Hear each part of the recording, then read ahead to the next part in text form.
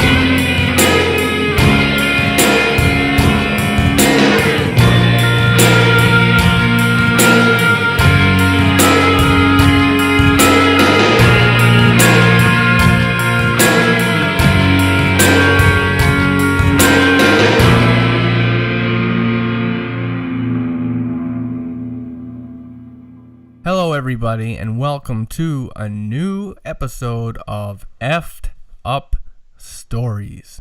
I am your host, Will Pender. And I am your co-host, Ryan Sharp. And we are very, very glad to be back. Let me just, we have to go through a couple things, stuff that we need to shout out to everybody. And if, we're going to be doing an amazing episode tonight. There's a story that was sent in from a guy named Kevin, and it has to do with a deal with the devil. We're going to call it that. He was given extreme things that most people never get because of something that he perhaps wished or kind of said out loud.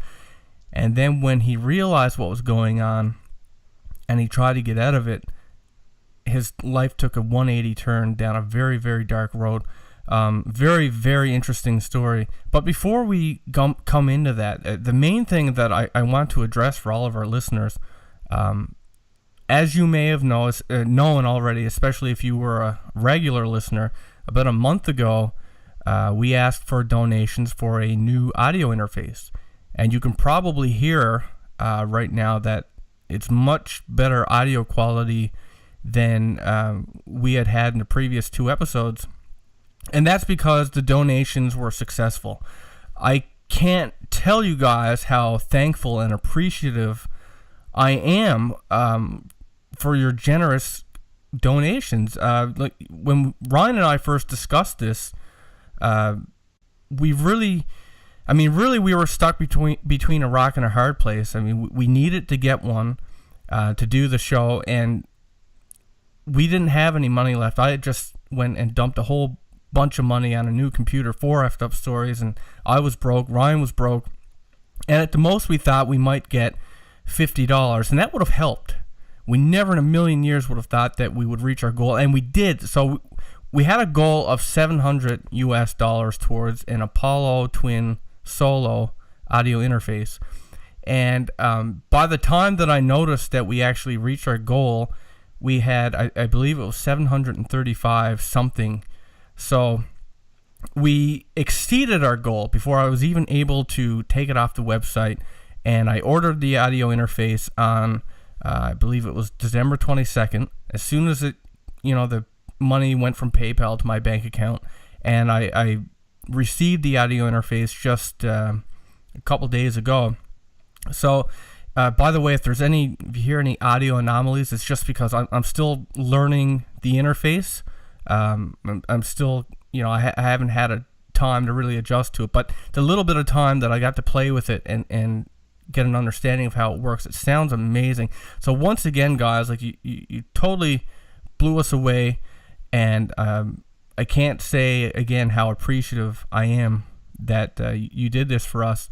And as a token of our thanks, something that I spent the last couple of weeks doing is putting together these thank you packages, and I sent the links out for those yesterday. I finally got them completed, And I need to clarify this because one of our donators had responded to my email today and said that she didn't get the Dropbox links. Because what it is to do this quickly, I sign up for a membership on Dropbox where I could send these links with a password to download these packages. And so if you donated and you didn't get an email from Dropbox saying it was from me, it's gonna come from Dropbox, and it's going to say, here's a link to download a file, and you're also going to get an email from me saying what the password is to download that file. So you need both of those. If for some reason you donated and you didn't get one of those links, please contact me ASAP, will@effedupstories.com, so that I can get the link to you, get you the thank you package, because I really want to give you guys something back. And I'm just going to run through the 2 tiers that I've done up for you guys. Anyone who donated anything at all, you get at least a tier 1 thank you package. And what that includes is every episode we've ever done in MP3 format. I believe there's like 80 some odd episodes. So there's a ton of content, and also a ton of wallpapers. That's Effed Up Stories artwork. Tier 2, which would have been $10 and above, anyone who donated that amount of money got the Tier 2 package, and that includes everything from Tier 1, but also in addition, you get a video of the initial, the video of the podcast intro. You get a ringtone. You get the biggest thing that you... Oh, yeah. Actually, I'm going to save that for last. You also get a little track that is a project that Ryan and I worked on. It's a quirky little track. It's not music. It's kind of a skit, I guess. But it's something Ryan and I put together long before Effed Up Stories ever was a thing. It's a quirky, fun little track that it's just fun to listen to. And if you're fans of ours, you might get a kick out of it. And the biggest thing is I wrote an ebook specifically for you guys. It took a lot longer than I anticipated, but it essentially gives you some background information on Ryan and I, how Effed Up Stories came to be, the ups and downs of Effed Up Stories, inside the studio, some, it gives you the details of what's in the studio, an inside look, the pictures of the studio, the makings, what goes into making a podcast, how it gets produced, and then a whole ton of fun facts related to Effed Up Stories, like interesting things that have happened related to an episode, or things, just fun things that, is related to Effed Up Stories that not many people know about. So it's just a behind the scenes look at everything Effed Up Stories, and I hope you guys enjoy it. I certainly put the time in there. And of course, the top 3 donators, I've reached out to all of you. I've only heard back from 2, but the top 3 donators are going to get a custom podcast, which is to say they pick the topic of their choice, their dream topic, and we're going to do our best job that we can on that topic. And of course, they get to say an individual message in the show. They can dedicate it to anybody. And so we've heard back from 2 of you, and we are working on your podcast. We're hoping to get them out in the next couple weeks. The biggest donor, ironically, I've emailed twice, a week apart, and I haven't heard from you. If you're listening, you know who you are. You donated a staggering $220. If we really want to do something nice for you, if you could, I don't know, maybe my email went to your spam folder, whatever the case. Unless you're purposely not wanting to, you don't want anything for it, but we would like to give it to you. So if you would like it and you never got my email for some reason, please email me at will@effedupstories.com, and we'd love to do a custom podcast for you and possibly something else. So please get in touch. And the last thing I wanted to shout out before we start the podcast is I thought it might be fun.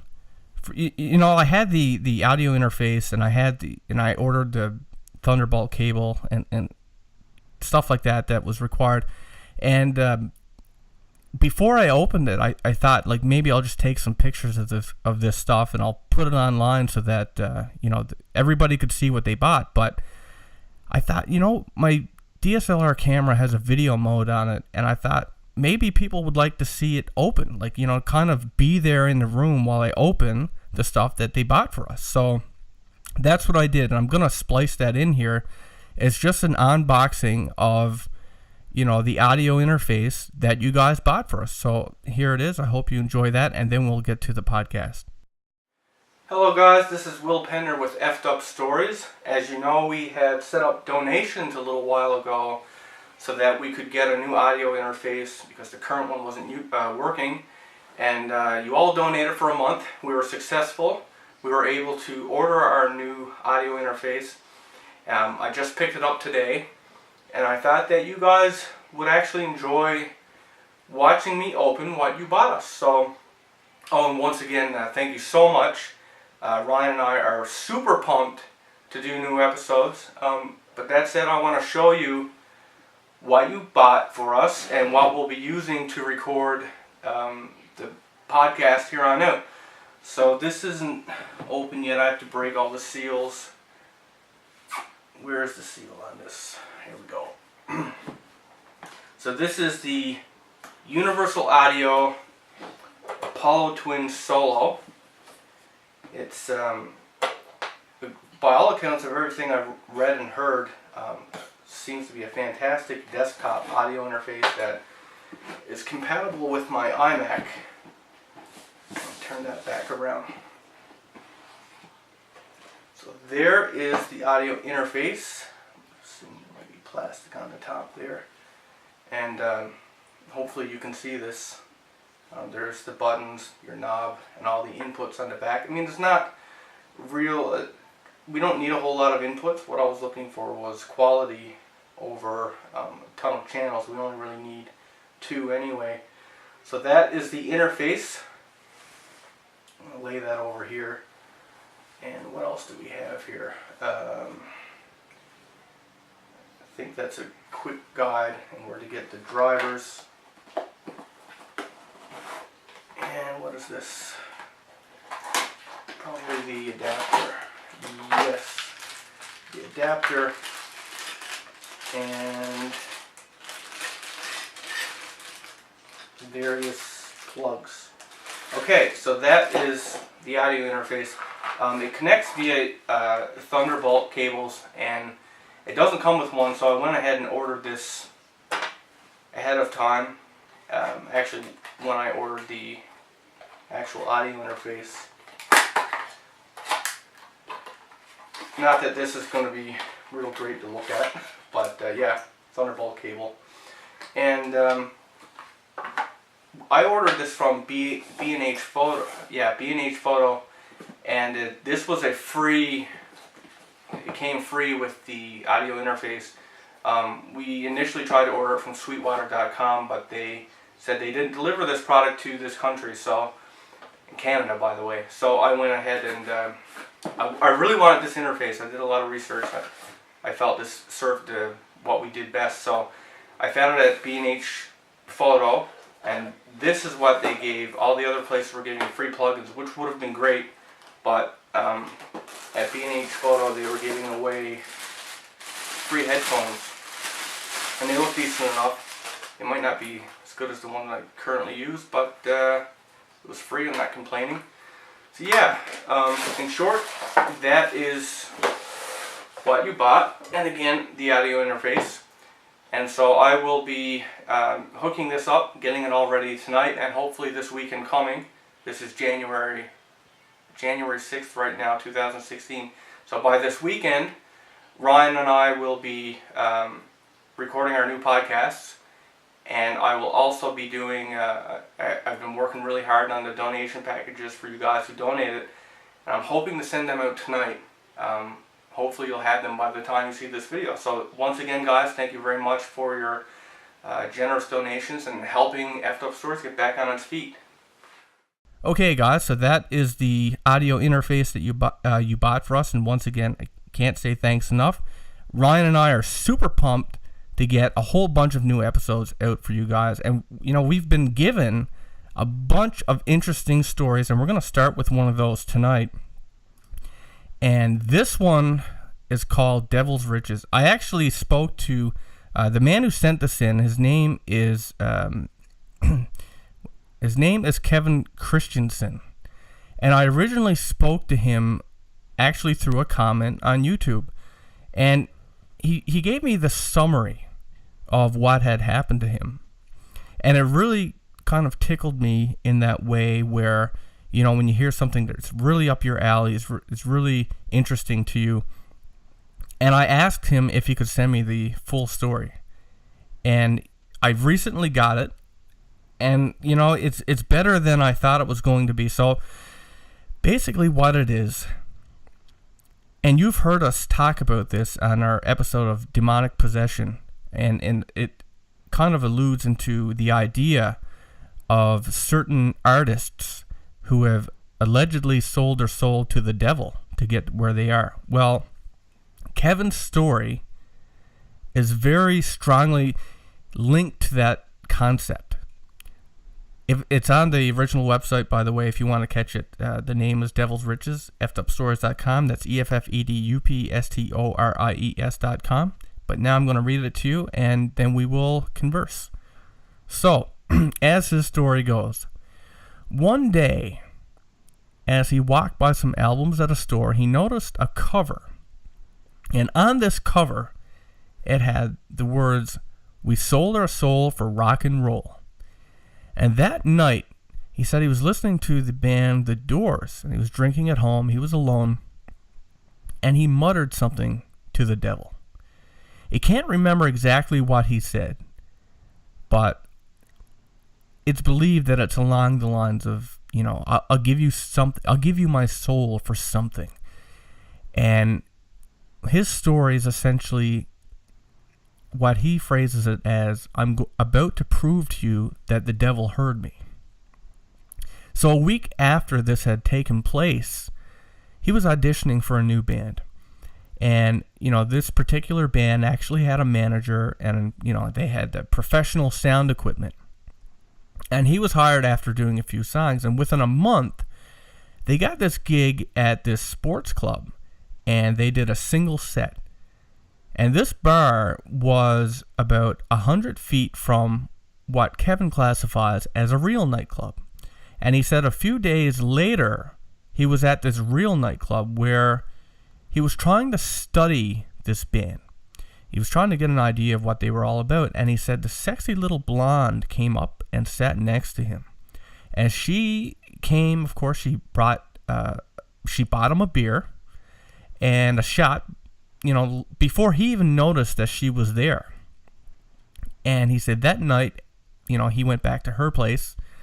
And as they were laying there on the sofa bed, out in the pool room, she went and picked up this photo album that was filled with pictures of her backstage with members of different bands. And he has in brackets that he's not going to say who they are, but suffice to say that anyone who owned a radio in the 80s, they would know these bands. So I would assume that they were prominent, successful big bands. And he said that she really was, it stands to reason, I guess to reinforce the idea that she was really rich and she was really hot, right? And she, these are the caliber of people that she hung around with. And for some reason, he went out to this town close to Palm Springs, California, a week or two after meeting her, and he got a job and a place to stay. And days later, he went to this music store in town, and he was looking for, he was looking on this billboard, and he saw this ad. There was because in his head he was thinking he wanted to do. He was basically looking for a band that he could be the lead vocalist for. That was what he wanted to do. And while he was looking at this bulletin board in the guitar store, he saw exactly this kind of ad. It was a band looking for a lead vocalist. Exactly what he was thinking before he got there. So that evening, he said, the lead guitarist of said band came out to his place, picked him up in his brand new Corvette. He said they went out to this guy's father's professional recording studio, and he was given the lyrics for this song. I guess it was an audition, and this particular song had just won this band a 1-record deal with EMI. And if you don't know who EMI is, they're a major record label. And anyway, they had won this 1-record deal with EMI for winning a Battle of the Bands competition at the LA Coliseum. And Kevin did so well that the lead guitarist exclaimed, and this is quoted, "Dude, you're better than he ever was." And he was referring to the recently deceased lead vocalist who died from an overdose, which, kind of goes with the territory with this stuff. So anyway, like he rocked him out of the park with this stuff. And anyway, that was it sealed the deal for him. So again, for some reason, he gets in with these guys, and he said he decides to go to Vegas a week later. And while he's at this casino bar and he's talking to somebody, this guy mentions to him this place called the Chicken Ranch. And so, he apparently it was something to do with music, and Kevin decided he needed to check this out. So the next day, he just went out there and figured he'd just say he was looking for a job doing maintenance work or something like that. And he said when he went there, they buzzed him in, and they told the madam that, or he told the madam that he was looking for maintenance work. And as he was telling her this, he was looking at all the decor and women, and much to his surprise, the new owner of this building happened to be there. And in short, within minutes, he was given the keys to a new house only a mile away, which was completely furnished, a house that nobody has ever lived in. And he was also given the keys to a van. And by the time he got back, with a few cases of beer, the owner had this list of things that he wanted Kevin to have taken care of by these other contractors, and Kevin was to supervise this. So, Kevin's stunned. I mean, you kind of got to look at what's happened here so far. Actually, we'll do that after. There's more. So anyway, he's stunned, and he went along with this idea with the owner for a few days. But one afternoon, he's talking to the owner, and he brings up the EMI contract that he has and everything that had happened up to this point. And he was blown away because he just happened to be, and I should say Kevin was blown away. This owner guy just happened to be friends with some of the top people in the music industry. And he basically told Kevin to blow it off and come with him up to Marin, and he'd introduce him to all the right people. And, so he said, like, with these musicians, they want to promote, they promote these guys. So, like, he went and, again, like, he has this new furnished house. He has this new car. And, he described this job as a do very little job. He had all the backing anyone could ever hope for. And, he hasn't even done a thing yet. He's played one little gig. He showed up to an audition. He hasn't done anything yet. He has this brand new house. He has, these hot women hitting on him. He has a brand new car. He's getting these gigs, these important people. He's moving up the chain, and he hasn't even done anything yet. So he's blown away. He doesn't really understand where this is coming from yet. But however, one afternoon, he was out on the patio of this club owned by a rock superstar, and while looking at Alcatraz Island, he said he had this intense inner fear of being locked away on an island prison. And this was more than just, you get a bad feeling. This is something that really tore at him. Like, it really, really stuck with him, actually. I mean, he mentioned this later, but this was more than just a little feeling. And he said when this happened, he got up and he went home, and as he rolled up a joint and turned on MTV, the first image on the screen was of the Scorpions video they filmed inside, of course, Alcatraz prison. And the words that he'd spoken to the devil maybe 6 months earlier, remember now in the beginning of the story, he said he muttered something to the devil. And he made the connection. And he totally 100% believed that somehow that had to do with everything that was happening to him. Somehow he really made some kind of a deal. And, he was really shook by this, and he, that's not what he wanted. He didn't want a deal with the devil. Once he put this together, he wanted out. But he said he didn't know how. He didn't know what to do. So he said a few days later, he sold everything that he had, and he started thumbing his way around. He said he could hardly fold his wallet. It was so stuffed with hundreds. But as time went by, he could sit down more comfortably. He said he did not want to sell his soul for wealth and fame, so he had to work like the rest of us. And while thumbing, he had met someone that told him about high-paying jobs in Alaska. So that's where he went off to. And while he was out in Alaska, he called one of his friends in Marin, and this friend informed him that a woman from Texas had wrote this guy saying that she was pregnant. Apparently, saying it was Kevin. So, he told this guy that he'd be back in Marin in a few weeks. And on his way back, he stopped in Laconia, WA. What's that stand for, Ryan? WA. I'm not sure. Washington. Yeah, Washington. Okay, well, I'm not real up on the states. I'm in Canada. Don't get mad at me. Anyway, so that's where he went. He went to, pick up a pound or two of shrooms. And, while he did that, he said there was a Native American art center, and they let him, leave his backpack in their place while he went out harvesting. And despite this, by the time that he got back to the, this art center, they had closed, and of course his backpack was inside. So he said the first night there was a pastor of a church close by that invited him in to stay at the, it actually invited him in to stay at his house with his family. And, he was very appreciative, it was very kind of him. And though he was very respectful, any religious things that the guy had to say just bounced off him, like it does for most of us. I mean, we're all kind of in our own way. We'll listen, but we're not necessarily looking to convert. So that's the way that he felt about it. And in any case, he said to himself and to me, I guess, that the way he thinks of it, he's okay spiritually as long as he never harms people or stole. Those kinds of things. Not that you have to have some kind of faith or anything. So anyway, the next night he tried to go to a homeless shelter. I mean, this is already 180 from where he was to, right? But anyway, when he got there, it was 5 minutes too late. And apparently that's what the guy told him at the door. It's 5 minutes too late. And then Kevin said fate kicked in.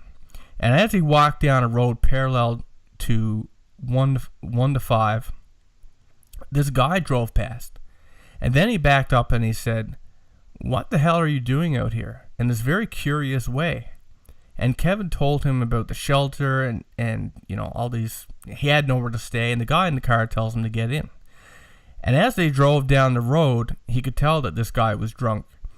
And, nevertheless, he had nowhere to go. And the guy said, he could stay in a sofa bed tonight. And, when he looked at the drizzle turning to rain, he thought, why not? I have a place to stay for tonight. And later that night, the guy told him that, he was going to be leaving for work at 5 a.m. But he could stay there until he got back. And shortly after, I'd say, he'd said around noontime, the guy comes home, and his landlord came by, and the landlord was freaking out because this guy had been drinking in the house, and apparently this was something against their agreement.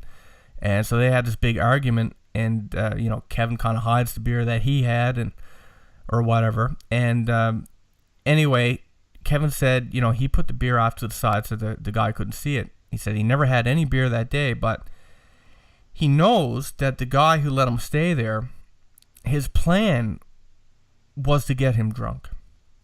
And he said that evening, the guy, insisted, kind of pestered him, I guess, to go out drinking with him. And, when they went out to drink, the guy was asking him what music he liked and all these different questions. And so, anyway, they end up going out to this bar, and, they're having a good time. There's apparently a good band on stage, and this guy that let him stay there called one of his friends, and his friends, he just assumes that he's calling one of his friends to come check this guy out or whatever, right? So this guy shows up, and his name is Klaus. He never does say the name of the guy that I don't think he says the name of the guy he's staying with, but anyway, his friend's name is Klaus, and he shows up and says, okay, forget what I just said. He says his name right now. So the guy shows up, the friend is Klaus. The guy's house that he's staying at, his name's Henry. And when Klaus shows up at the bar, he says, Henry, I see you have a new friend. And they both kind of have this joke or laugh, like it was a inside joke. And then Henry, the guy that he's staying with, he makes this sarcastic remark about women and asked Kevin if he could take a walk while him and Klaus has this talk. And when he gets back, Klaus is gone, and there was this huge beer sitting on the bar for him, and he drank it, and of course there was something in it. He didn't, he said there had to have been something in it because he barely made it to the taxi when he called it. And he said it sounds odd, but he was glad he took some of the shrooms he picked because he thinks that whatever was in the shrooms must have counteracted with whatever they put in the beer. And as soon as he got to Henry's house, he went to the bathroom. Or I should say, when Kevin got there, Henry went to the bathroom. And then Henry came out, and he had nothing on, right? I mean, this is not what Kevin was looking for. So anyway, this guy comes out, he's naked, and he asks Kevin how he felt. And he told him, not too good. I'm going to go to the 7-Eleven to get something to eat. And then Henry says to him, you're not going anywhere. And Kevin freezes for a second, and he tries to calm him down, like, I'll only be a minute. And then he said the oddest words came out of his mouth. He said, you're nothing but a damn manipulator. And his last words were, you want to fight? You want to get tough? You want to get buck naked and rough? No. Anyway, that's this is where it escalated. And he said he came at him, his fist clenched. And when he pulled back for this knockout punch, he said, he's defending himself, right? So Kevin does this lightning fast blow to his face, knocks him out cold, and he hit the floor like a sack of rocks. And as he stood there, and he looked at, looking at his jacket, looking at his gloves on the chair next to him, he said, it's as if this guy on the floor, Henry, it's as if he could see through his eyelids and plead with something, not Kevin, something in the room. And it was like he was saying no in the creepiest way. Kind of like something bad was going to happen and you're saying no, like you don't want it to happen. And then he began gagging, and seconds later, he stopped breathing.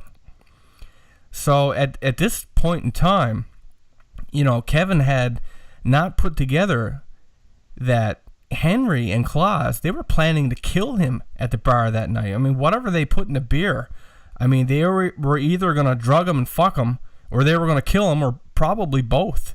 So, he hadn't put this together quite yet. And, he was panicking, so he actually tried to save this guy. He gave him CPR, but it didn't work.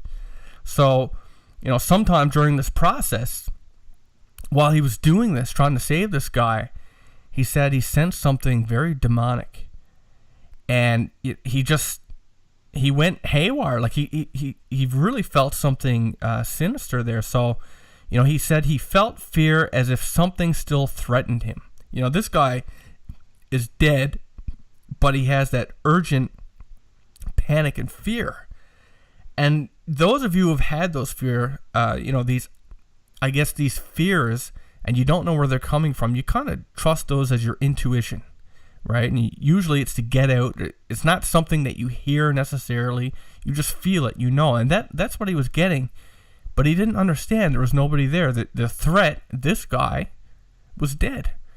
And so anyway, he was so freaked out that he bound this guy up with every cord he could find in the house, and he threw all the clothes on top of him, to cover whatever it was up. Because remember now, he felt like he sensed something demonic. There was something sinister in the room. and he felt like it came from this Henry guy. And he said, it's obvious that he had no intention of committing any crime. As he had spoken to the landlord that day, telling him his name. They had made plans to, that he was going to go and work on the landlord's cars the next day. It wasn't hard to find him, but despite all of this, I guess there is, obviously the guy is dead and there's clothes on him. He's bound up with cords, and of course he flees the scene. I mean, he's panicking. He doesn't really know what to do. He's thrown into this situation not by choice, and in any case, so he wants to get the hell out of there. He didn't call the police. And I can kind of understand that. You got to understand that it's, a spur of the moment thing. You're just thrown into it. And he said, how could he explain this fear to the police of something that he can't even see? Right? How would they believe that anyway? But he said, this was real, all right. This was nothing that he was imagining. He said he was so naive. He said earlier that day, this guy had the neighbor's kid. This guy who's dead on the floor. That's who I'm referring to here. This guy had the neighbor's kid wash his beater truck. And when the boy's sisters came over and told him that their mom wanted him to come home, it's time for dinner, this guy went batshit crazy, scared the shit out of the little girls, yelling at them. And they ran away in tears. And then he made the boy take a shower while he stood in the bathroom with him. I mean, that's your first warning flag right there. But, he wasn't really paying attention to any of this. This guy's letting me stay at his house. That is the frame of mind he was at the time. So now he's going over all this stuff, and he realizes he was really naive. There was these flags there, and he didn't put it together. And he said at that point in his life, he had never even heard of a child molester. The thought never occurred to him. And he say that because now he knows that this Henry guy, he said he knows there are demons. And this guy, Henry, he was possessed. And he said that demon wanted to scare children and hurt them emotionally. And so with that, Kevin went back to Marin. And when he got to his house, of course, the door was locked. So he went up this hill, and he leaned back on this huge boulder the size of a dump truck, and he noticed these sheep grazing on the hills around him. And he had this thought of how he wishes that life could be that simple. Stupid sheep. Damn sheep. And, they're lucky. Why can't I be so carefree like that? And in any case, when a mailman came, and he noticed this guy, I guess, hanging around the house that wasn't his. He called the police, and the police show up, and he's arrested. Kevin's arrested now.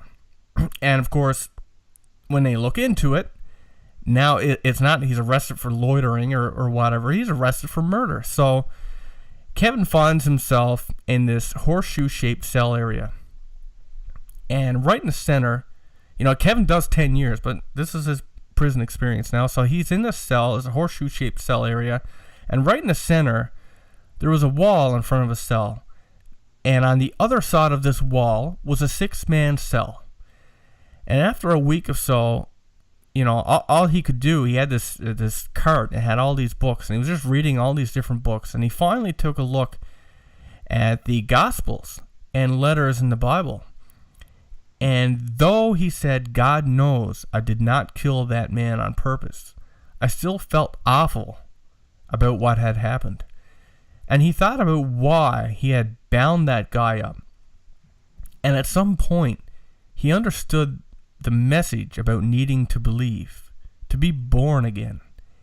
And he got on his knees and he prayed humbly. And he said there is no other way to describe the peace that he sensed. The peace that filled his heart. He said, I somehow knew I had been heard. And what's more is that some weight or something was lifted from him. And what was lifted from him is going to be kind of surprising. Because what was lifted from him was the demon that really killed that man, Henry. He said this demon, after, this had happened, he said it hitched a ride on his shoulders. But when he called on Jesus, it had to leave immediately, and he knew where it went. He said there was a guy annoying this Arab guy in a 6-man cell right, past the wall. And he said this guy was irritating this Arab guy, yelling down the hall all day. And at some point, the Arab guy snapped, and he began strangling the guy. And he said he would have killed him if these 2 big black guys had not pulled him off. And, he said it was a struggle. It took these guys some time. And it's like this Arab had superhuman strength. And where do we see that? Demonic possession. We hear it all the time. The people who are possessed, they have this superhuman strength. And when this demon left Kevin, he believes it went into the Arab. And that's where the Arab got that strength. And so that's the weight that was lifted from Kevin, and now it's gone to this Arab guy. And he said that evening, he was taken out to the shower room, and this was adjacent to the 6-man cell. And while he waited for them, to put him back in his cell, he said the Arab guy walked over, grabbed the bars, and he just glared at him with this "you know who I am" look. And he said his face was contorted and fierce looking, his eyes were glassy, and he said the man they convicted him of killing had a bone broken in his neck from compression. And when his attorney asked the coroner how, that could happen without leaving any external signs of manual strangulation, he actually scratched his head and he said, "I do not know. But Kevin knows." He said it was this demon that did that. And he said he served his 10-year sentence on this island.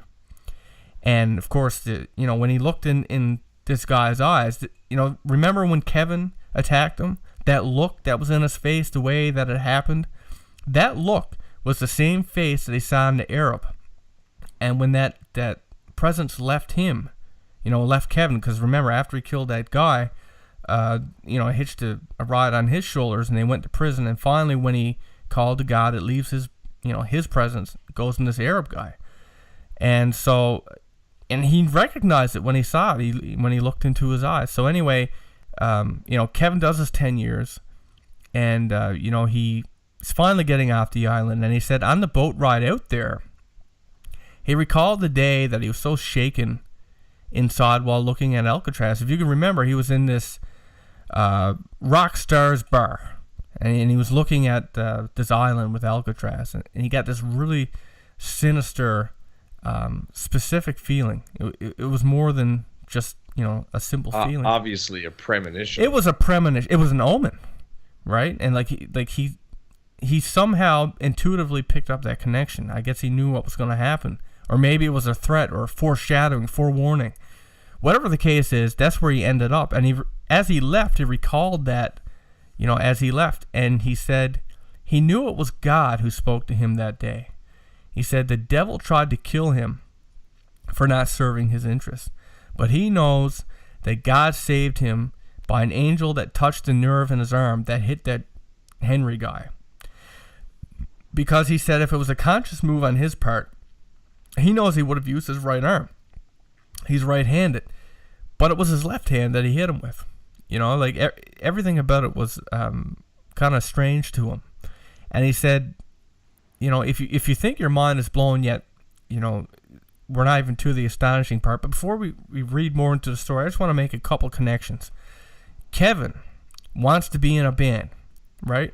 Any one of you who've done music, played an instrument, wanted to get somewhere, it's one of the hardest industries in the world to get into.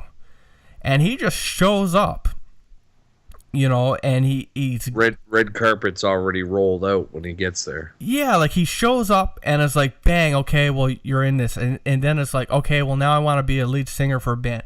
Bang!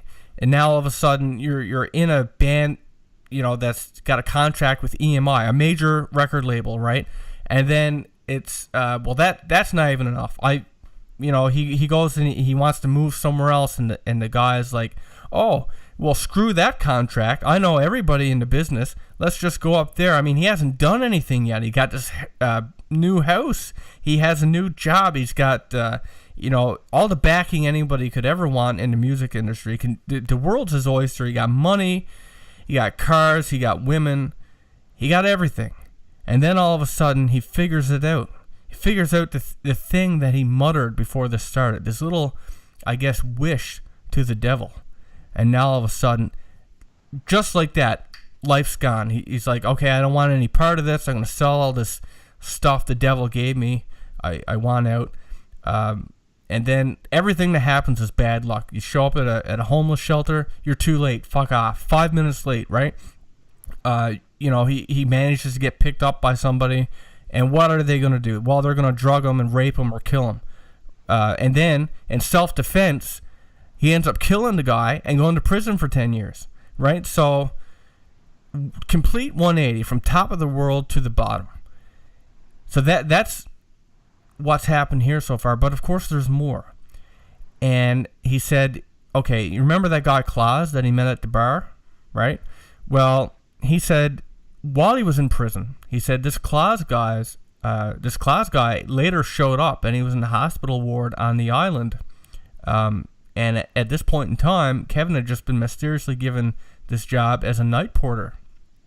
And in any case, just prior to this, Kevin actually had this dream one night, and in it, he saw this pretty black woman who was motioning for him to follow her, and she did this twice. And when he woke up that day, it was very vivid. For some reason, he remembered that dream, and it was very strange to him until the following night when he went to this new job. And he said that, when he went in there, the guard brought him up to the second floor ward, and he said normally the guard would lock him in there for an hour or so he could clean.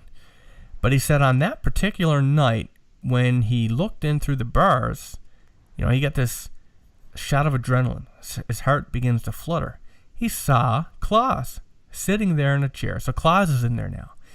And when he saw him, Claus jumped out of the chair. He ran to the door and he begged the guard to not let this guy in there because he knows what's going to happen, right? And the guard looks at Kevin and gives him a smile. And, when Kevin asks the guard if he could go in, he did. He let him in. So Claus went back to his chair. Kevin goes in and he sits next to him. And he's wondering what to say.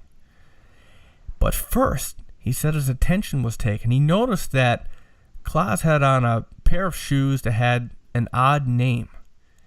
And he said he had to take a good look because the one and only thing he can remember about the crime scene photos from when, he killed that guy in defense, there were these shoe prints made in blood. And he said he knows they were not made by his shoes that he had on that night. But when he looked at this guy's shoes, Claus's shoes, he said he was astonished beyond measure because when he looked at them, he knew that he was wearing the same shoes that left those prints. He said they were orthopedic tennis shoes. They had a very unusual design.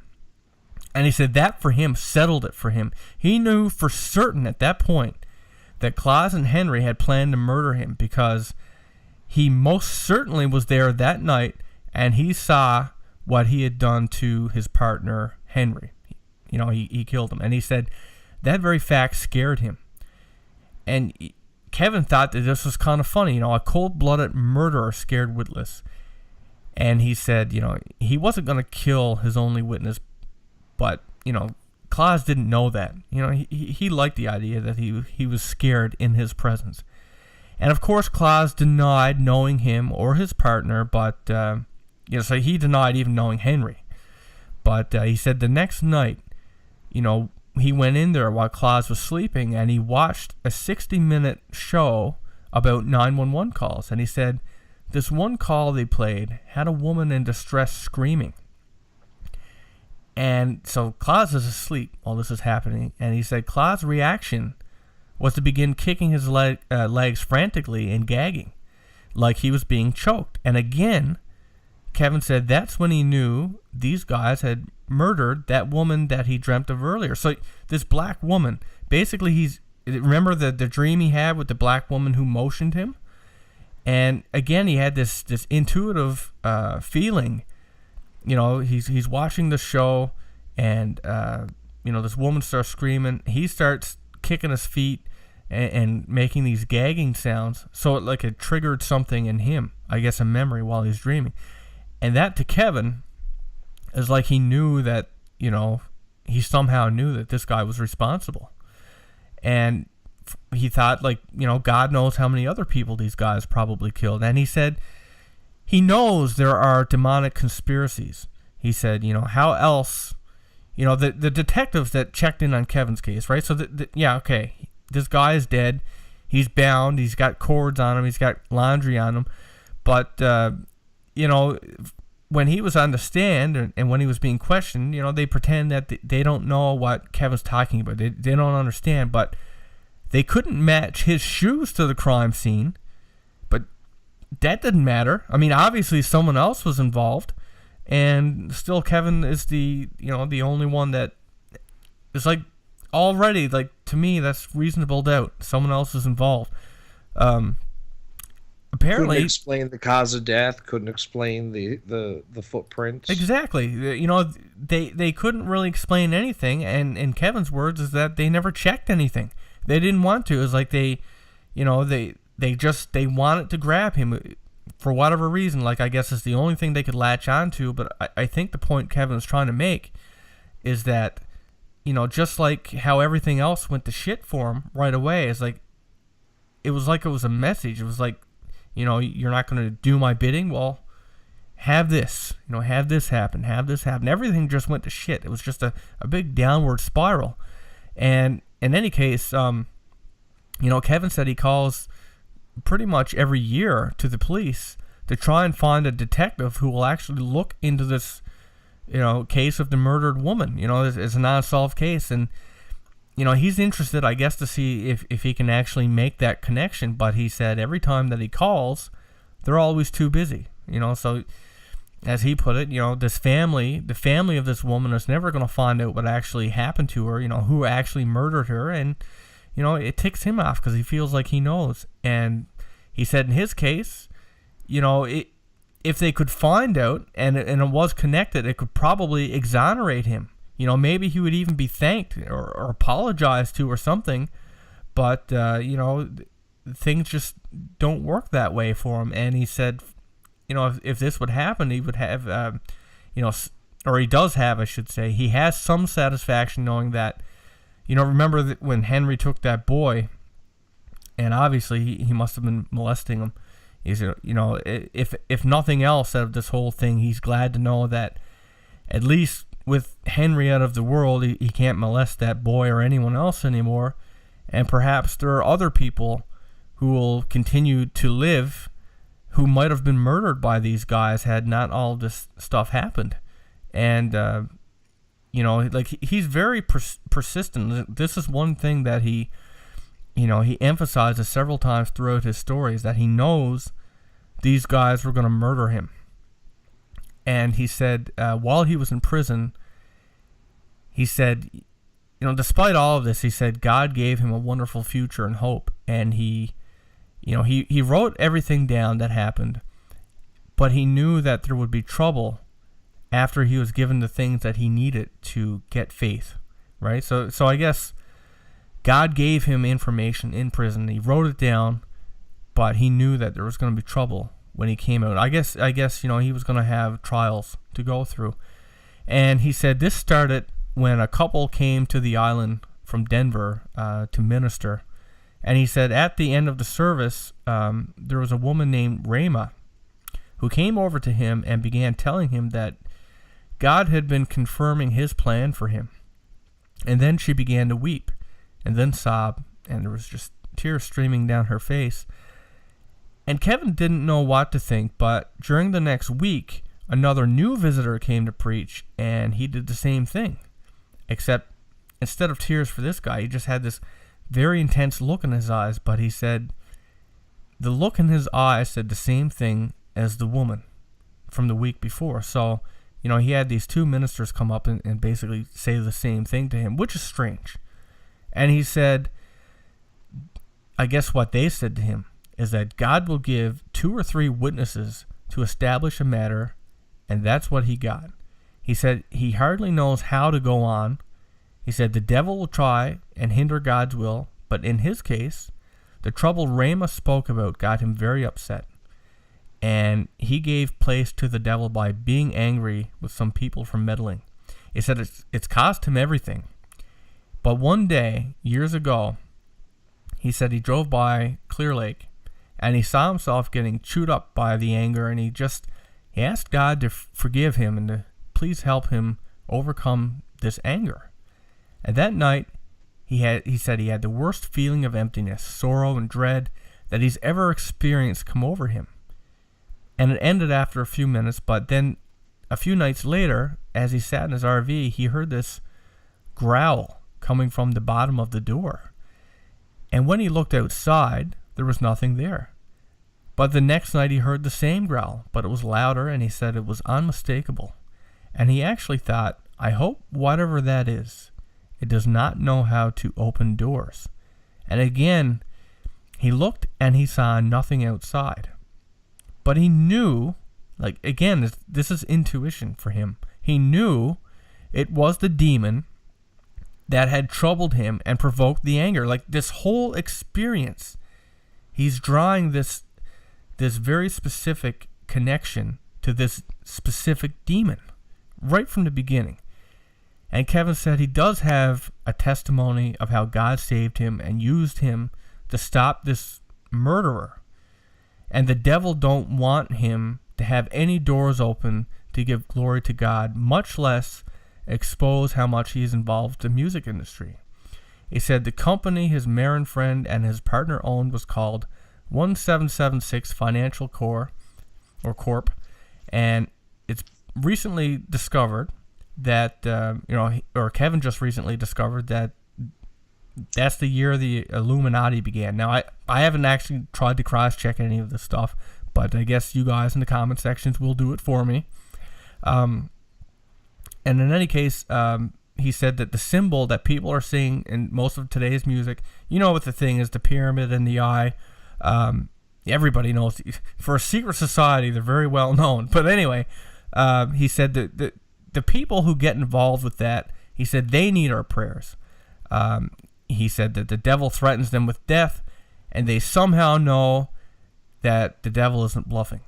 They have one hope to save their eternal soul, and that is Jesus Christ. And the devil submits to that name spoken in faith, and none other. So that's Kevin's story. And Ryan, I want to hear your thoughts first, so I can drink some of this Captain Morgan that's getting warm. Well, what a wild tale. And it's one that really comes in two major layers. So we have the individual story of a man who, internally or mumbles this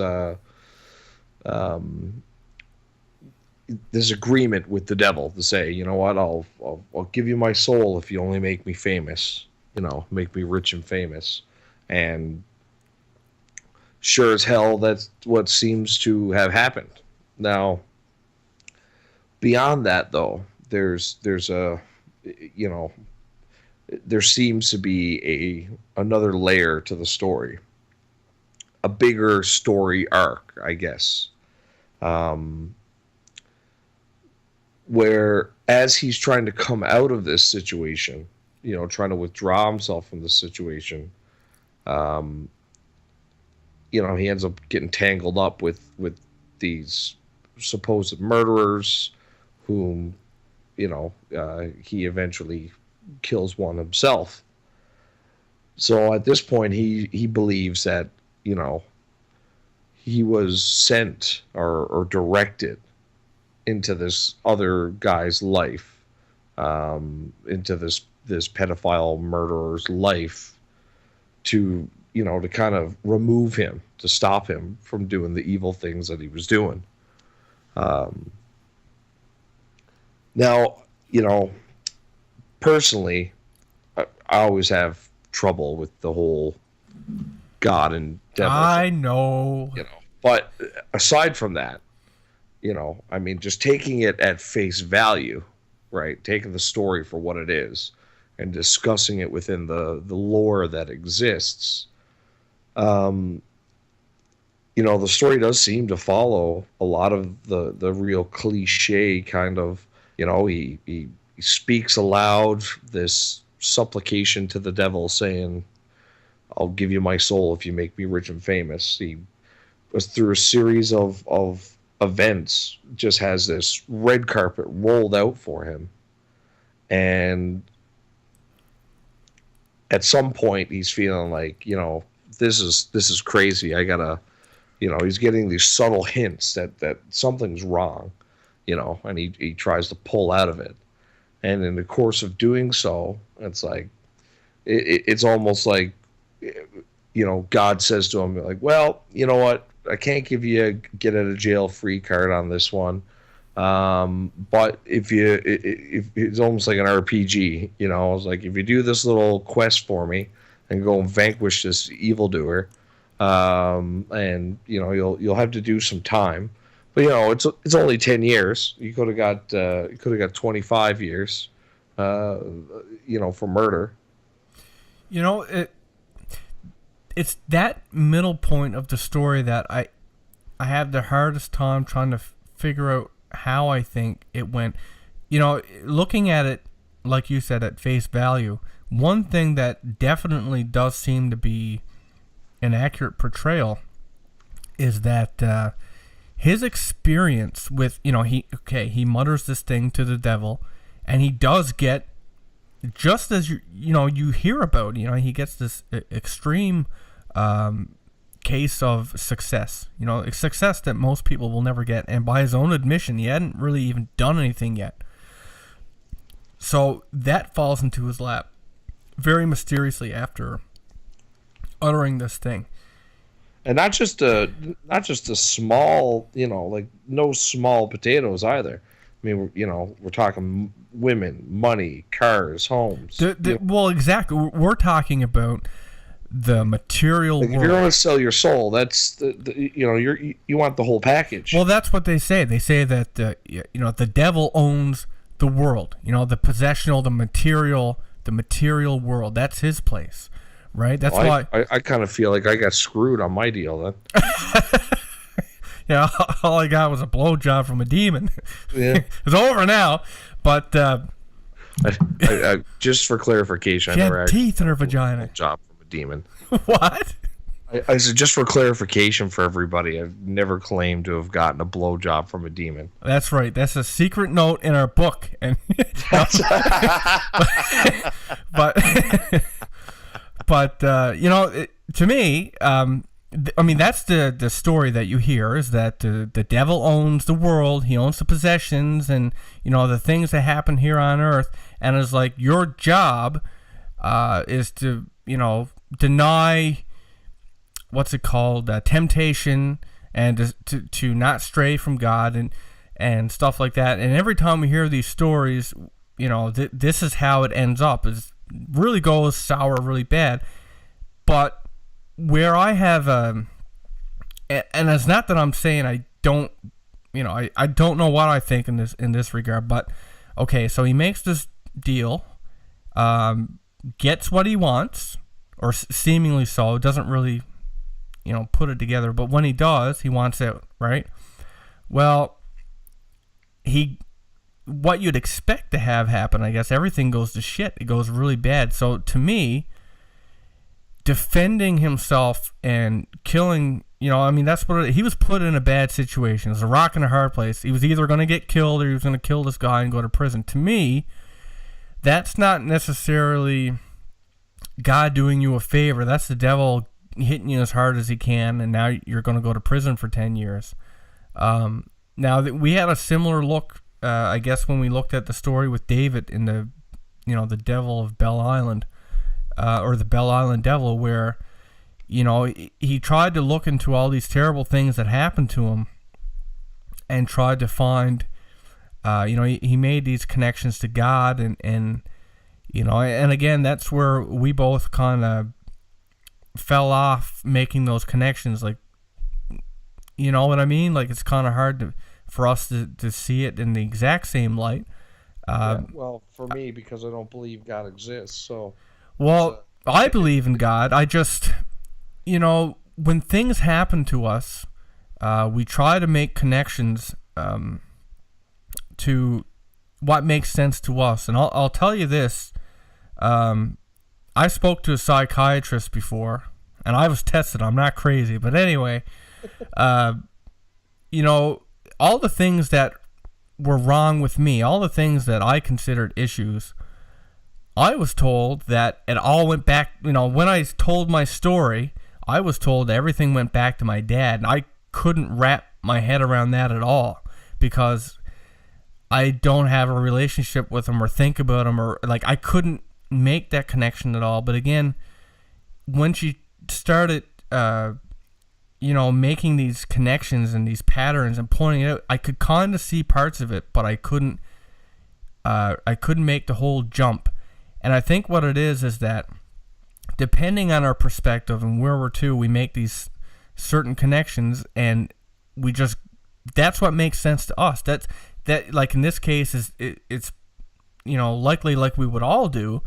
Kevin's trying to find some redeeming quality or that happened, or maybe he's trying to, maybe he feels really bad about what happened, even though it was an accident, and he's trying to find some good in it, some kind of good that came out of this terrible thing that had happened to him.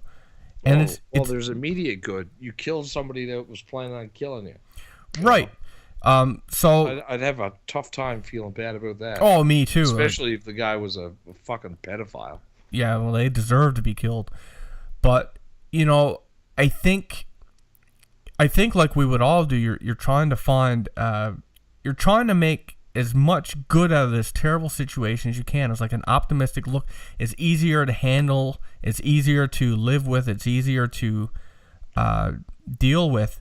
And that's just something we do as people. We all do it. But, in saying that, it could be that. I mean, they do say that the Lord works in mysterious ways, and sometimes to get a certain perspective, like in Kevin's case, he got a certain perspective from going and doing this. I'm sure he learned different values, what's important.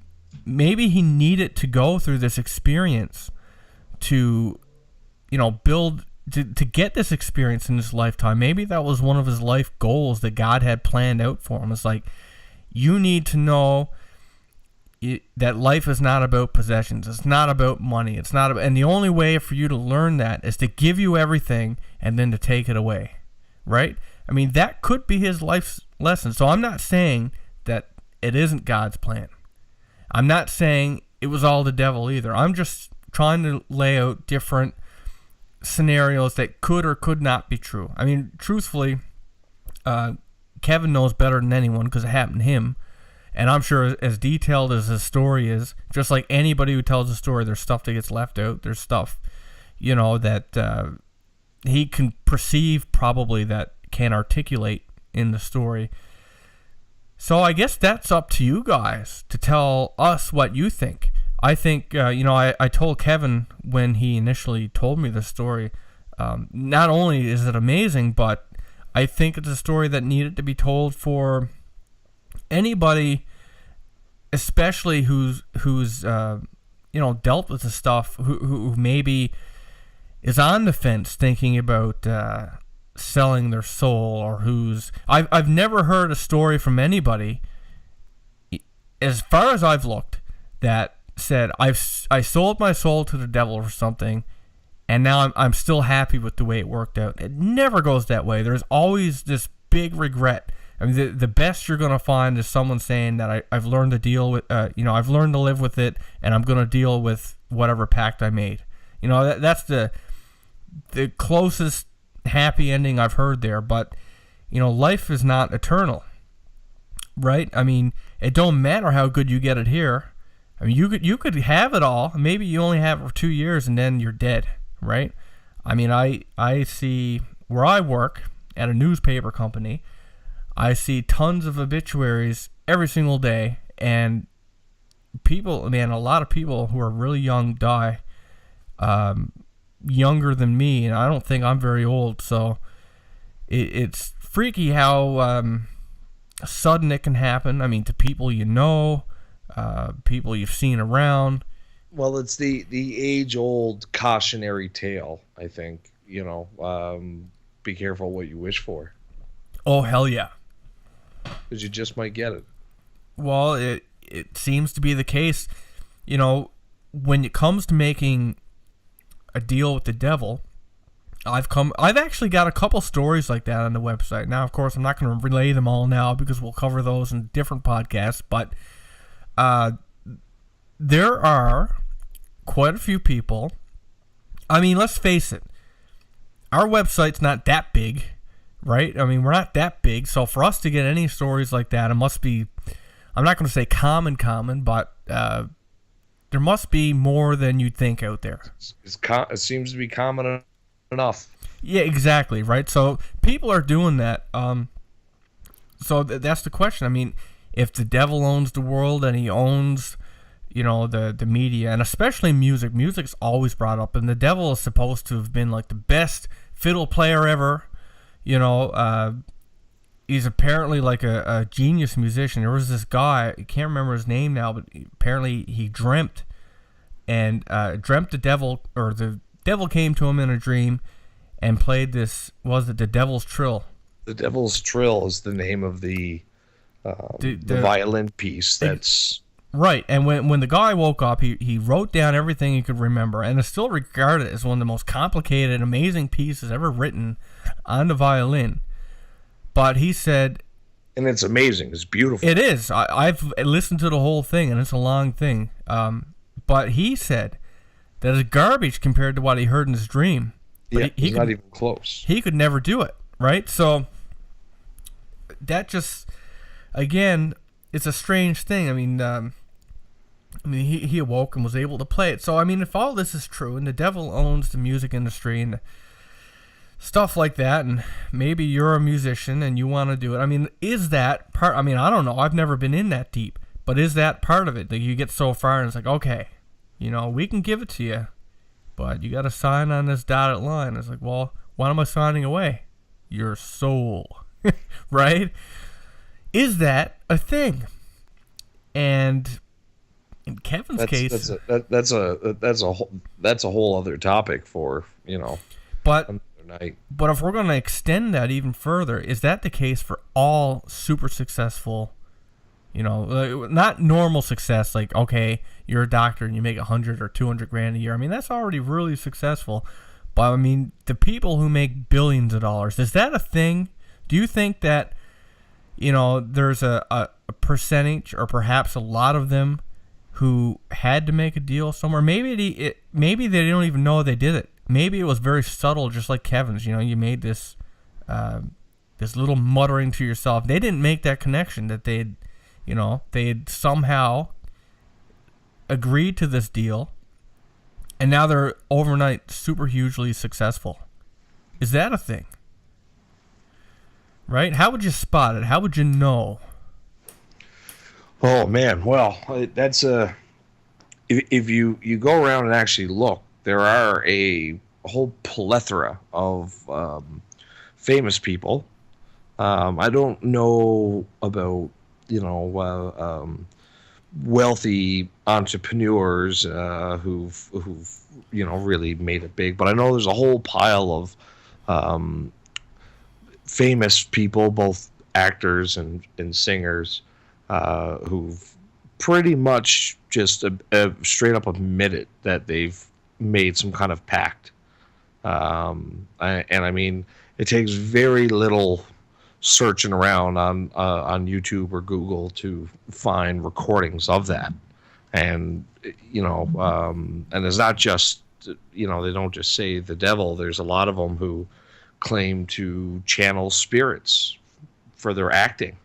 They channel the channel spirits into them, and that they kind of take the wheel, and that's how they give these amazing performances. So, I mean, it's out there. We have numerous stories on Effed Up Stories sent to us by regular everyday people who talk about these kinds of experiences all over the internet.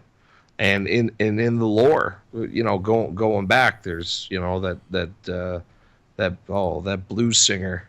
I know what you're talking. I know who you're talking about, but I can't remember his name. Yeah, I know what he looks like. Yeah, actors, singers, the rich and famous, as I guess you could call them American royalty.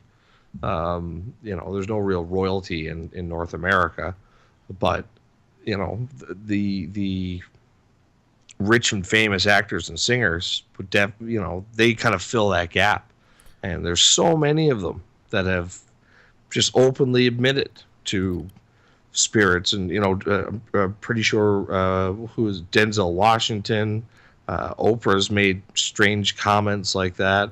Well, what's interesting, I mean, you as well as I, like, we're looking for different music on YouTube, like what bands do we not know about that we might like, or we stumble across these things, and you listen to it. Every now and then you'll stumble across something that is amazing to us, and we look and it's like they got no views, nobody knows who they are. Yeah. And you wonder, how the hell is that possible? Or you'll go to a club and you'll see a band that's like amazing and all original stuff, they're doing their own thing and nobody's heard of them.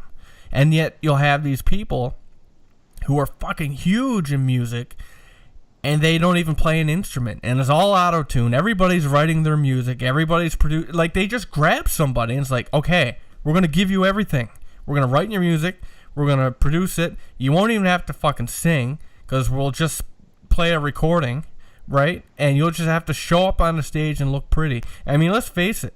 I mean, if we're talking about pretty people, there's lots of good-looking people with talent too, and there's lots of them that aren't anywhere successful. Why is that?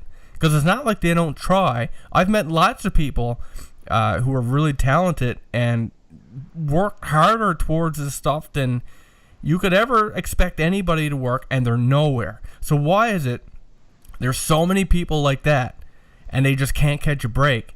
And then there's these people with no fucking talent, and the world's given the industry is just flooded with manufactured artists, right? They call them artists, but they're these manufactured people who, like you said, they don't even have to sing. They don't need to know how. They more or less just got to look good on the screen. Right, and now let's compare. Other people can do everything. Now let's compare that to Kevin. And I'm not saying he's not talented. We don't know any of that. He probably is. But let's just compare, because as he put it, he hardly did anything, and he was given a house. He was given a car. He hardly did anything, and he was given all the stuff that comes with these big things that usually you got to work for that. He didn't have to work for it. And these artists we're talking about that supposedly sold their soul and stuff like that, again, they didn't work for it. They can't even play the instruments. They can't write it. They can't, everybody's doing it for them. They're just giving it to them. So what do they have to, is this just dumb luck? I won the lottery. This is my version of the lottery, right? They picked me and they gave me all this stuff. Or is it possible that at least in some cases that it's, they made a deal. They made a deal with the devil and they got it. Right? And everybody can't get that deal because everybody can't be famous, because if everybody's famous, it's not special anymore. That's right. So I guess it comes to certain people. Certain people get that opportunity. Maybe like the devil can sense someone who would be willing to do it. Like maybe not. Maybe you can get a sense of who would be willing to go through with it. Perhaps. Maybe there's people that are teetering on the edges and he knows. And then there's other people that he probably knows he could never get. And you're probably never going to get someone that goes to church all the time, or someone who has a personal relationship with God. But he probably hates those people and tries to manipulate the people he can get to hurt those people. And that I just speculated right out of my ass. I don't know if that's a thing at all. I figured I'd just let you go on that one because, again, for me, it's always a difficult topic for me to talk about because I really, like I don't have I don't have a horse in the race, I guess is how they say it. It's uh, I'm not I'm not religious. I don't really believe in a biblical God deity. I think if anything, there's probably uh, lots of different entities out there with that one could say is a god.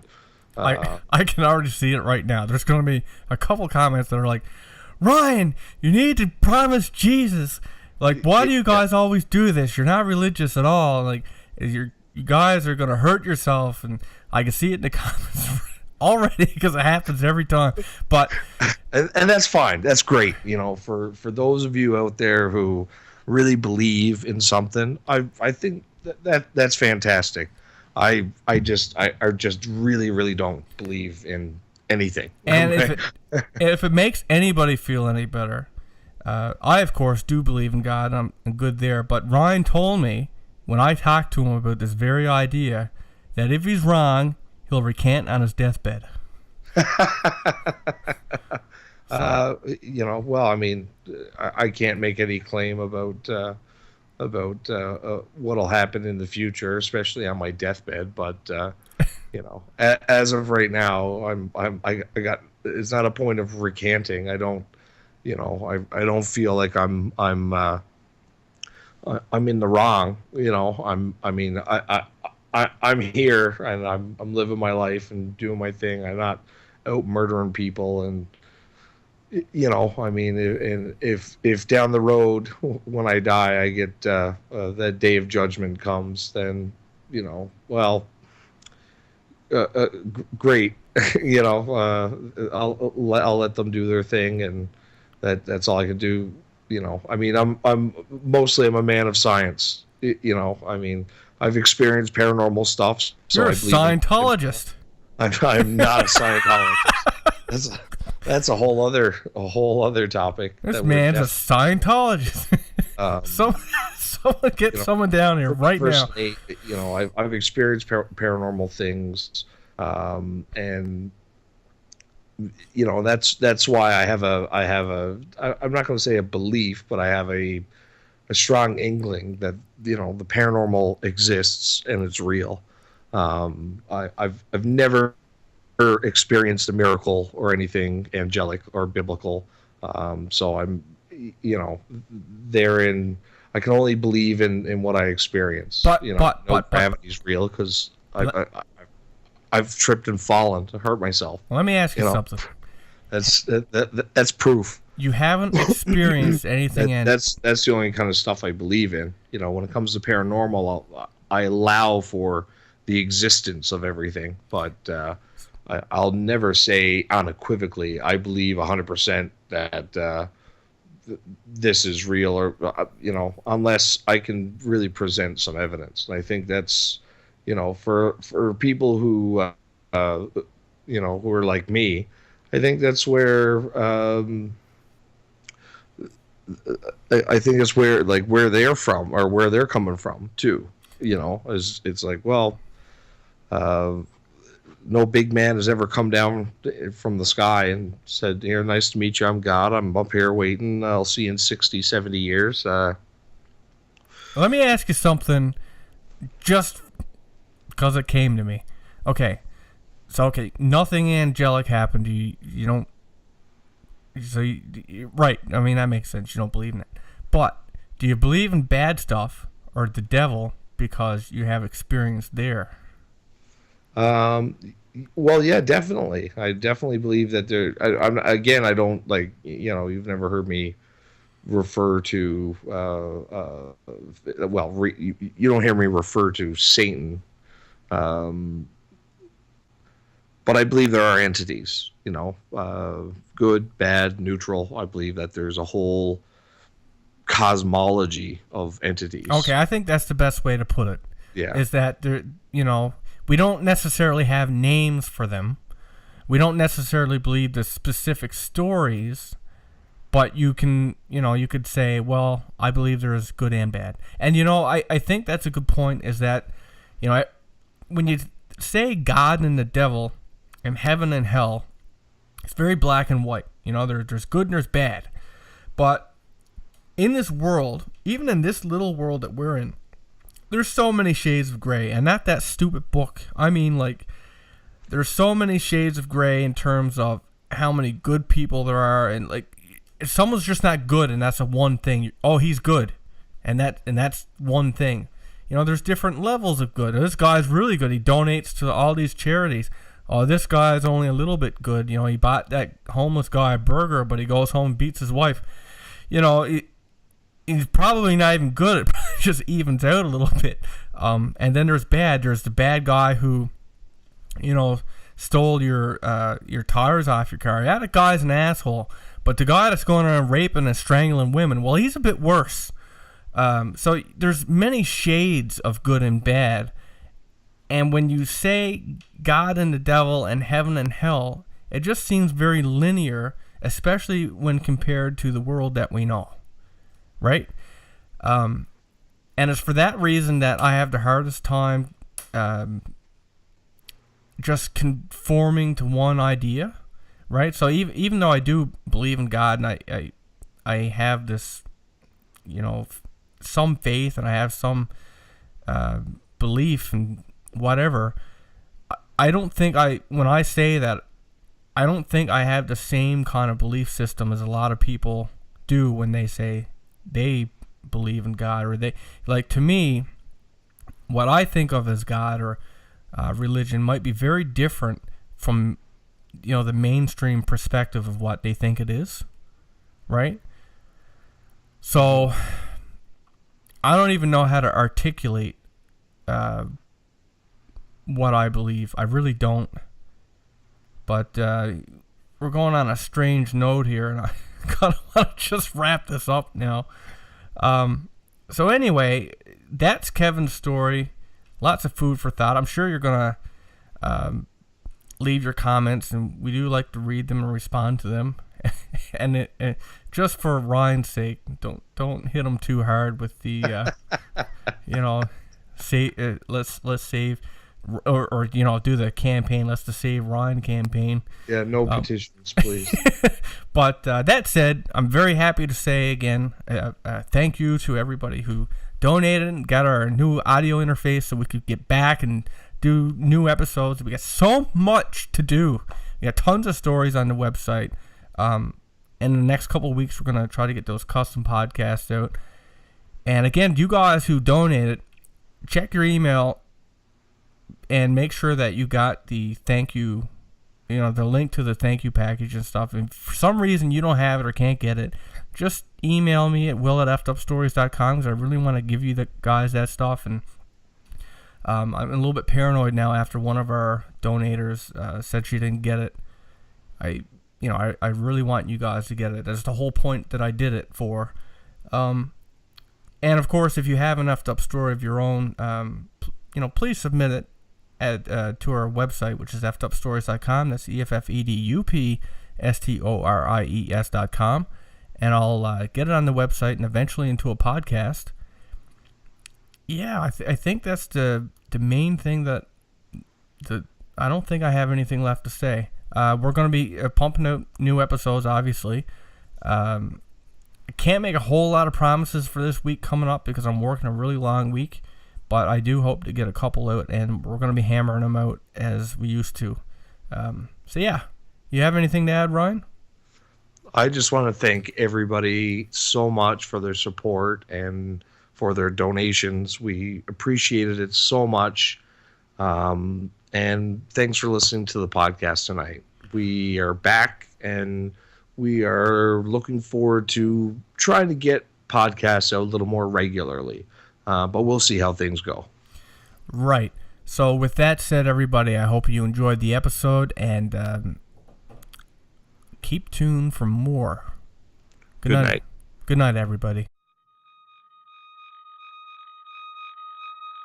Like moths to a flame, you've thrown caution to the wind for a glimpse into our world. Well, now you're in it. Welcome to Effed Up Stories.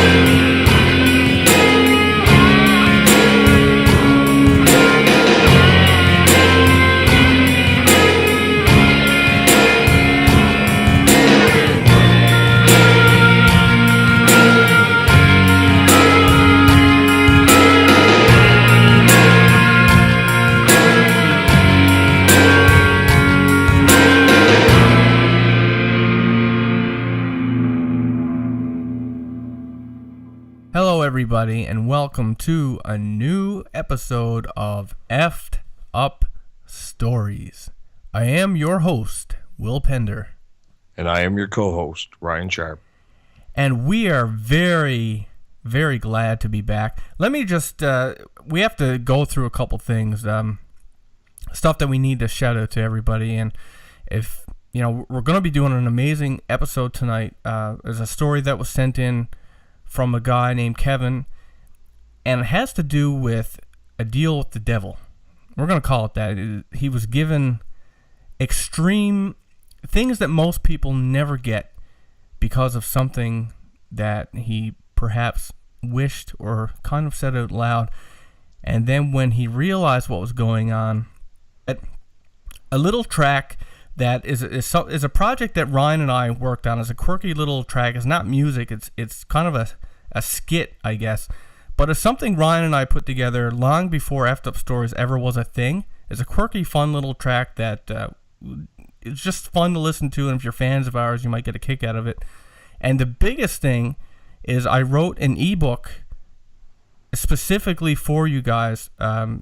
It took a lot longer than I anticipated, but it essentially gives you some background information on Ryan and I, how Effed Up Stories came to be, you know, the ups and downs of Effed Up Stories, inside the studio, some, you know, it gives you the details of what's in the studio, an inside look, the pictures of the studio, you know, the makings, what goes into making a podcast, how it gets produced, you know, and then a whole ton of fun facts related to Effed Up Stories, like interesting things that have happened related to an episode, or things, you know, just fun things that, you know, is related to Effed Up Stories that not many people know about. So it's just a behind the scenes look at everything Effed Up Stories, and I hope you guys enjoy it.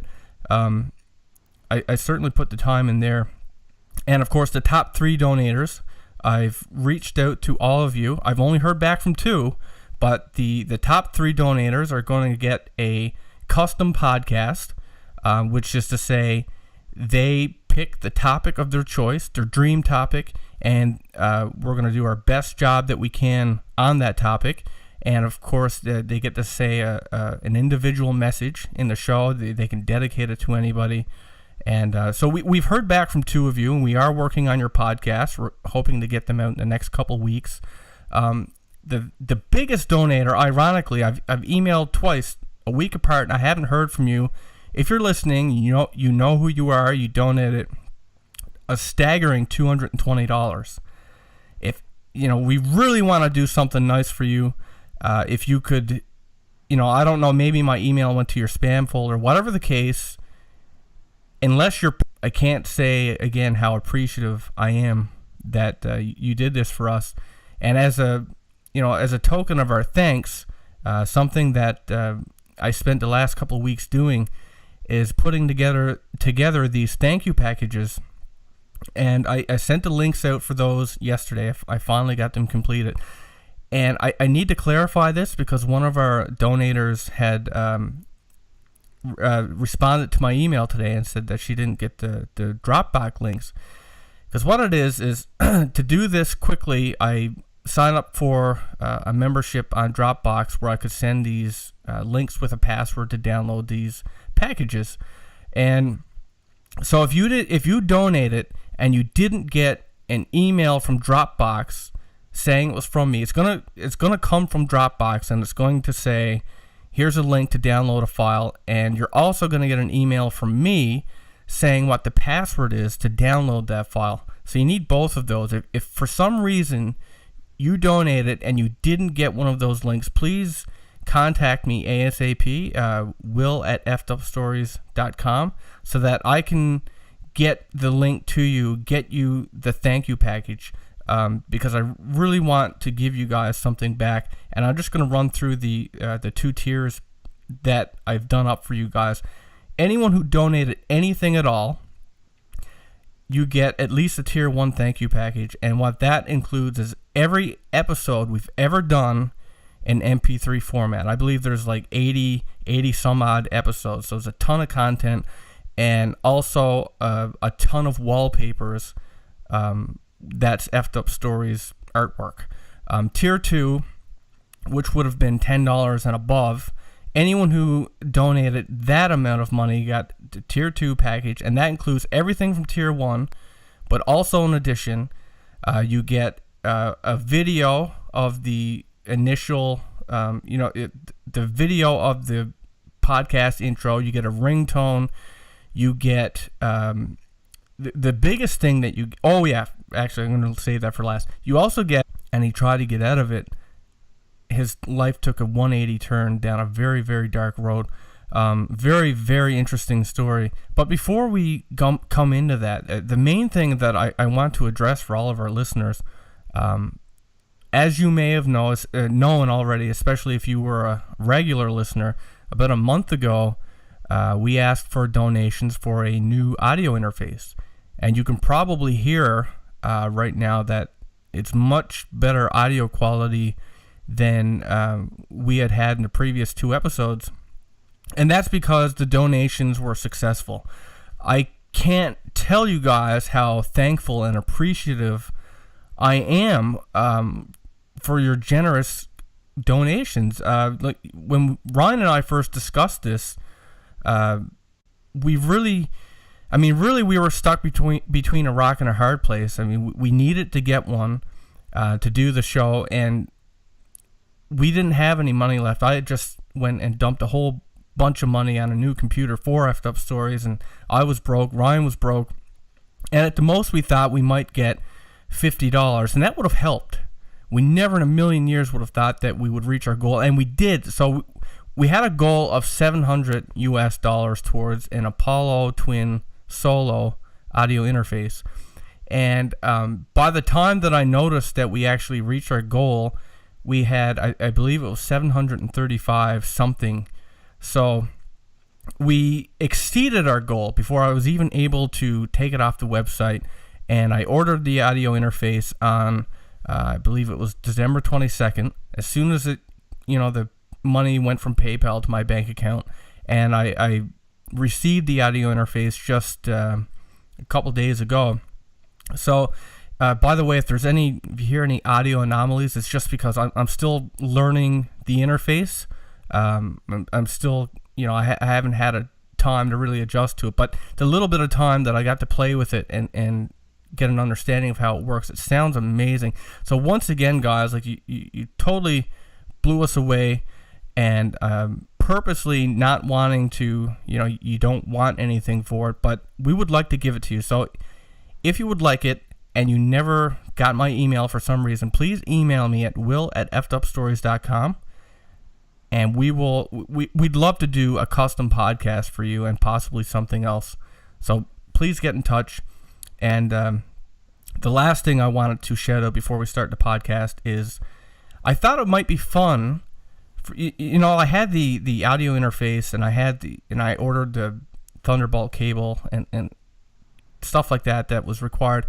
And before I opened it, I thought, like, maybe I'll just take some pictures of this stuff and I'll put it online so that everybody could see what they bought. But I thought, my DSLR camera has a video mode on it, and I thought maybe people would like to see it open, like, you know, kind of be there in the room while I open the stuff that they bought for us. So that's what I did, and I'm going to splice that in here.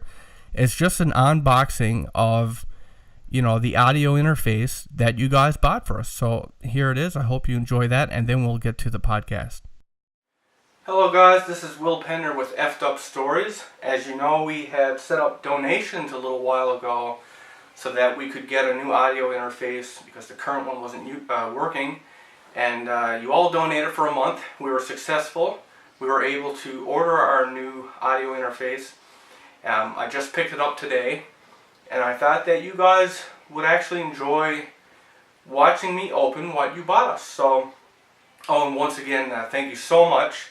Ryan and I are super pumped to do new episodes. But that said, I want to show you what you bought for us and what we'll be using to record the podcast here on out. So this isn't open yet. I have to break all the seals. Where's the seal on this? Here we go. So this is the Universal Audio Apollo Twin Solo. It's, by all accounts of everything I've read,